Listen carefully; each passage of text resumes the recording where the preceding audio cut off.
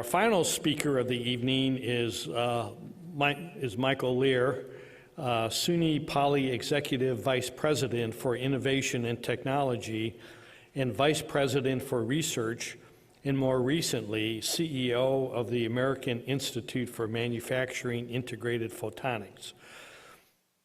I'm certain that most everyone in the room is aware of the more than $600 million in public-private partnership funds over a 5-year period that created the AIM Photonics based in New York.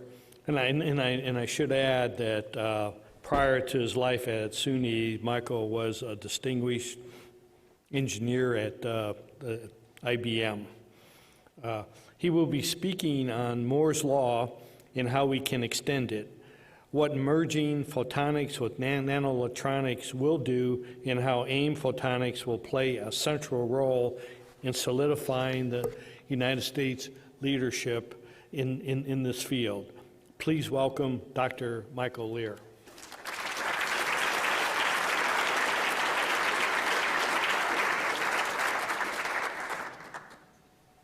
Thank you very much. It occurred to me that I'm speaking as the last speaker of a fairly illustrious group, and it occurred to me that my resume doesn't exactly match to at least the first two speakers. But figuring that I talk to an audience like this, if you think it's right, I mean, please speak up, put a good word in for me with that group that does things in Stockholm. So I also screwed up the title. I apologize that I changed it.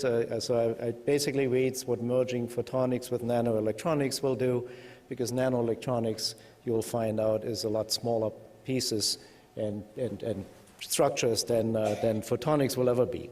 So definition first. I mean, the idea here is to really take the elements that constitute an optical system, in this case lasers, waveguides, photodetectors, and so on, and put them on a wafer. And this will be the pervasive theme of the rest of my presentation. I'll circle all the way back to this at the very end of my talk. So what is integrated photonics specifically in terms of what it might do to our lives? And there are really two distinct areas. Commercially speaking, if you look at very big data centers, we have reached a stage where the information flow is really gated primarily by the speed by which we can connect fairly distant pieces within the data center. It's very cost effective to replace those. It is, energy efficient, because pushing current through a wire, as you probably all remember, heats it up. That doesn't happen on a fiber. And ultimately, the speed is instantaneous as contrasted to what happens in an electrical wire. So fundamentally, replacing the electrical wiring in a large data center subsequently to smaller and smaller scales, going from rack to rack to eventually within a chip maybe, is the way to go. And that is part of what we're doing here, because the way you will do this is through integrated photonics. The other elements are sort of the right side of this picture here, and that's sensors. I mean, you've certainly heard in the prior presentations that you can use light for all kinds of diagnostic techniques. Here the problem is the cost of these elements, and I'm very specifically here pointing out one example. You do have LiDAR as a potential replacement for radar that allows you to very distinctly, very accurately determine position of objects. It could be used for those self-driving vehicles. And what always cracks me up is that if you look at these Priuses that have one of these gizmos on top, the gizmo on top is more expensive than the Prius.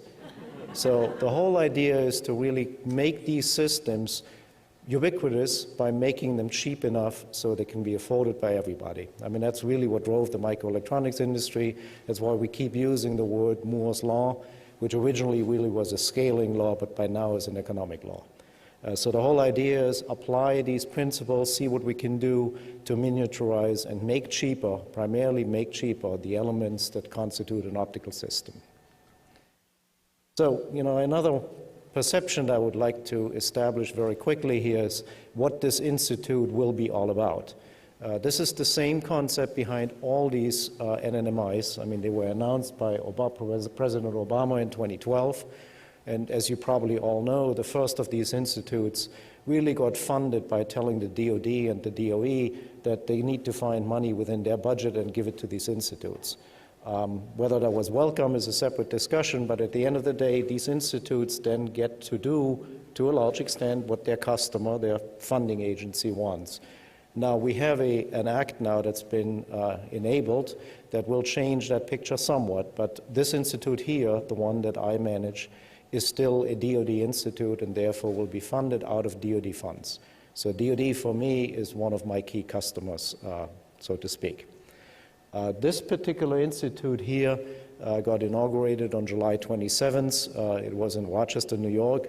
We'll have a two-hub structure where there will be a significant presence in Albany, and I'll explain why that is so, as well as in Rochester. Rochester sort of brings the optics community.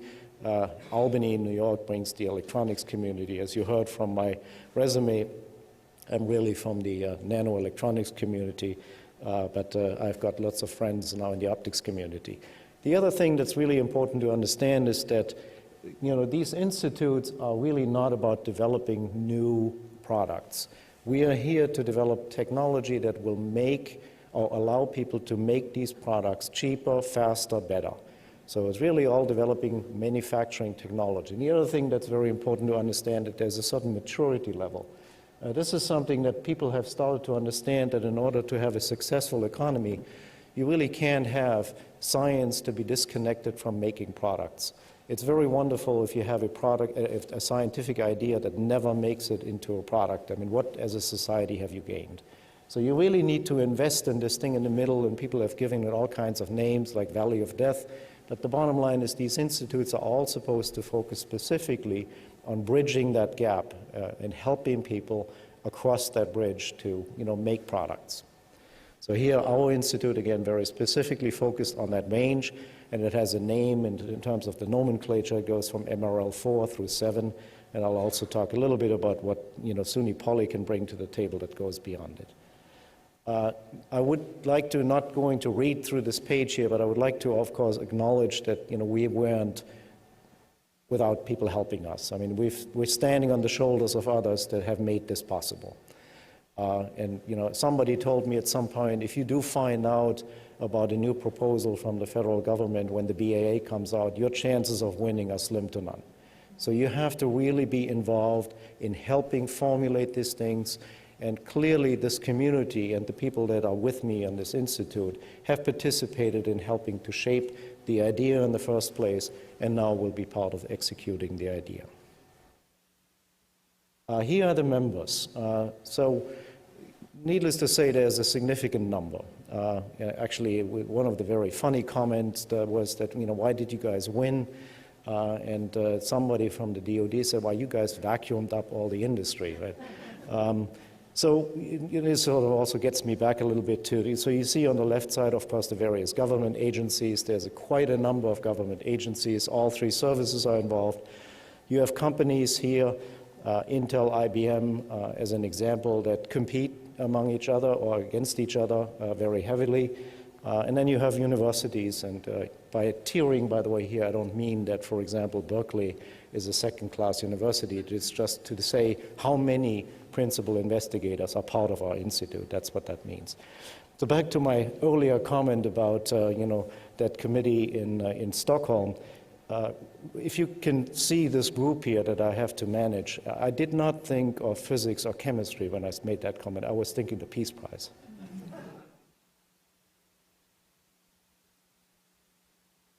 So here's the team. As you can see, we have significant representation from both coasts. So you see Santa Barbara is very heavily represented. I mean, I saw several of the faces, or at least one of the faces I recognized on Nakamura-san's picture as well. We have SUNY Poly, we have MIT, probably as the three main institutions that are represented here on the executive team. Without wanting to go into more detail, the title CEO is something that is actually deliberately chosen. We have a program that will be funded by state and by government, federal government, for 5 years, and then we have to stand on our own. So it's almost like you're on a drug for 5 years that makes you feel really good, and all of a sudden it's gone, right? So this really needs to be viewed as an enterprise in its own, where we have to aim at, no pun intended, self-sustaining operation and income that comes back into the institute. And that is, again, why it's so important, going back to the prior page with all these institutions and all the industrial members, that they are happy with what we do. So I think of this as really a challenge more in making sure that people appreciate our work and want to come back for more, and that we have 5 years to get that done. So we think of this in a fairly corporate way, and I'll show you 2 axes, and I'll then take you to a matrix organization that attempts to emulate this and reflect properly how we're going to do this.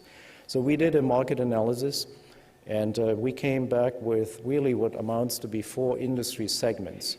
So I recognize that not all of these interests are properly aligned, but we hope that between the industry segments that there is a reasonable level of overlap that allows us to function synergistically. The one segment that's probably the most mature is the datacom segment. I mean, again, these are the companies like IBM, Cisco, HP, Intel that invested heavily and continue to invest heavily within that particular segment and would like to see that technology mature. Those are the guys with the data centers, right? So the biggest segment, and therefore by far the one that's going to have the highest revenue stream over time. RF analog is very DoD-centric, to leave it at that. The sensor market is the one that really gets into the healthcare business, and therefore has another huge potential in terms of the market. Last time I checked, when I look at myself in the mirror, I'm not getting younger, so I really want to see this succeed. Right? It is, however, the most diverse segment. For us to find a common platform where we can really help that segment distinctly and with dedicated ideas or tools or processes will be harder than in the other segments. In the last tier, the 4th one is phased away. Think of the automotive industry. I mean, my joking example there with the Prius. But it's not just that. I think iRobot. I mean, have a little sensor on an iRobot that allows you to have this thing orient itself better than it can do it today is of interest to the company. There are, of course, as you can imagine, distinct differences in how much money a company would like to pay for a sensor like that. I mean, if you're adding $100 to an iRobot, it won't sell. On the other hand, or a car is a different discussion altogether. So the last point on this chart is really on the left, on your left. Clearly, industry investments will always be larger. That's a clear case in the microelectronics or nanoelectronics industry than what the DoD or the federal government can do. So the industry will have to drive this in the long run. On the other hand, the scientific as well as our federal organizations can benefit from that investment being made as long as they can have a say in steering it a little or getting specific derivatives for their own purposes being developed. So here are the manufacturing platforms. I mean, this is where the money will be spent. Really 4, and I'm not going to dwell on them in too much detail because I'm running a little out of time, but the first one is electronic and photonic design automation. This is a big deal. There is photonic design automation tools out there today, but combining these two, think of these operating in very different timing domains. One basically instantaneously connects, the other one doesn't. I mean, how do you simulate an environment like that? How do you determine the flow of logistics to connect the nodes? These tools do not exist today. That is one of the main thrusts of this institute. The next one is much broader than what the name here, multi-project wafer assembly, indicates. We would like to be able to provide hardware for whoever needs it at a low threshold entry price. This might be very interesting for the NSF community in particular, where lots of universities are looking for a means to ride on one of these shuttle ones, but only buy a very small fraction of a field so they can afford it. Here the idea is to do more than just wafers, and this whole photonics or integrated photonics space is dominated by the cost of the assembly. So we added assembly here as an additional service that we'd like to provide. So it's primarily a service offering, but it certainly has elements of what we need to do to develop this better. The next two are test, assembly, and packaging. As I just said, assembly and test are the most expensive steps in integrated photonics. I always think of the simple example: if you try to attach a fiber with a diameter of about 120 microns to a waveguide on a die, which is about 2,000 angstroms, and you need to align this thing, and that's an optically active alignment today. So think of hundreds of little ladies in Vietnam attempting to do this. That's not a cost-effective way. This needs to be fully automatic and passive. So here's an approach of what we need to do to allow this to happen. And the last one is inline control. This is a fab manager's nightmare. You're building a product, it comes out the other end 4 months later, and you find out it's bad because you couldn't test for whether it works. Today, the microelectronics or nanoelectronics industry has all these test structures on a wafer that they measure electrically, because that's what we know what to do, but there's no such thing optically. So clearly, this is a major manufacturing enhancement to develop an optical tester or something that tests the optical characteristics as you build it. And the last one, we're very heavily focused, of course, on workforce training and education. I'll have a separate page on that. So putting this thing together here is really like an organization chart in a large company. You have the groups that provide the technologies, and you have the industry segments that provide the pull and say, this make a difference in my business. So having these two things together and having two executives of the Institute that work hand in hand and are responsible for each of these axes is what makes it work.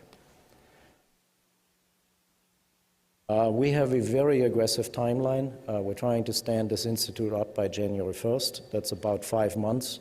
Most of the institutes that I've looked at have taken well over a year to get stood up. Again, as a result, it'll probably be a little messier than most people would like to see it, but I think it's of benefit to get it done. Even if it's slightly off, we can always make course corrections.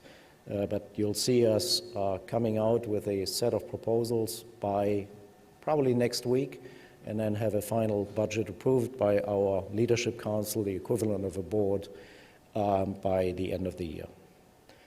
For timing reason, I'm not going to go into a lot of this, but we do have a very active effort on workforce development and education that really spans the whole range. I mean, it starts with the trades. I mean, you do need people who know how to assemble a tool, or how to help assemble one of these parts that I just described.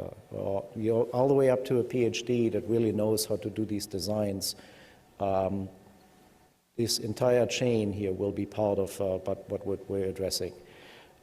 There are a significant number of community colleges that were on the list that I showed earlier about how many institutions are part of us. Those community colleges will help us tremendously. New York actually has over 30 of them that will participate in this activity. So, one quick glance at, why did we think we win it? I mean, I think there are really two criteria. One is the kind of people and the kind of institutions that we were able to bring together. Jokingly, I say, we had a very close working relationship with MIT, and I asked the guy at MIT, well, name the person that you're losing most of your proposals to. Get him on the team. And, if you do that consistently, you end up with a top-notch team. And I think that's a large piece of what we have here. And we have all skills that are complementing each other, so it's not like we have a lot of redundancy in there. And the second one is, well, we have industry relations. I mean, I'm a good example. I mean, I have a long career in IBM, and I'm not here at this institute. We have the most vested or invested industry members in the country on the team. And we have, the SUNY Poly organization that I'll talk to in a second. Just another little joking comment here. The Infinera transceiver is a marvel. I mean, 500 gigabit per second, so you can take the entire Library of Congress and ship it from coast to coast without repeaters in 20 seconds. So when I told the Vice President Biden that when he was at the, I said, well, but who needs it? He looked at me and said, insomnia. So the Albany Nanotech complex is a key element of what constitutes here the capability that we're bringing to the table. This has the size of a modern nanoelectronics factory. We have nearly 140,000 square feet of clean room. If you go to any normal university, you find something that's maybe 5,000 square feet. So we are the size of a factory. We have a fully equipped tool set, all 300 millimeter state-of-the-art tools. The companies that are with us that I'll speak to in a second do leading-edge CMOS logic development on site. And we have been in this business of doing photonics, integrated photonics, for at least 5 years, and have tools that allow us to build parts that are superior to everything else that we have seen. So this gets to the last chart that I have here. So back to what I said at the very beginning. Let's take the elements of an optical system and put them on a wafer and then bring to bear the infrastructure that the semiconductor industry has developed over 40 years. They didn't do this for the hell of it. They did this because it makes economic sense. The fact that you all carry a cell phone that, in the 80s would have been the size of your desk is because the semiconductor industry has taken the cost out of making these things. Every year, the cost of your semiconductor chip goes down by 25%. I don't know how many of you realize that, but that's really the Moore's Law. Now, you don't ever see this because at some point you're getting more function for the same price because the industry has quickly figured out that people are willing to spend $500 for a PC, and therefore they just give you more for that. If you ever tried to buy a printer, you can't buy a simple printer anymore. It does all kinds of things short of making coffee for you. So the idea of the semiconductor industry, cost-driven wafer manufacturing, all 300 millimeter, the transition to 300 was made for cost reasons. It's cheaper to do that. You have all the top-tier equipment suppliers on it. You have leading-edge processes. Packaging and supply test shed, it's all there, right? Established consortia. I mean, I used to be the first general manager of the Global 450 consortium.